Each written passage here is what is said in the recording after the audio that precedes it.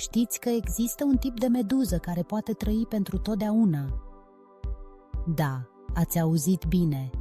Se numește Turritopsis dohrni și poate reveni la stadiul de polip. E ca și cum ai putea să te întorci în timp la 18 ani, dar fără toate alegerile proaste.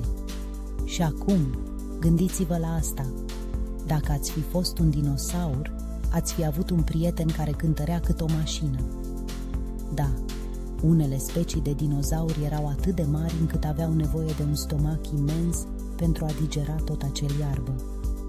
Iar dacă tot vorbim despre mâncare, știați că mierea nu se strică niciodată? Au găsit borcane de miere în mormintele egiptene, iar ele erau perfect comestibile. Asta înseamnă că, teoretic, poți avea o rezervă de miere din vremea faraonilor. Cine ar fi crezut că viața poate fi atât de fascinantă?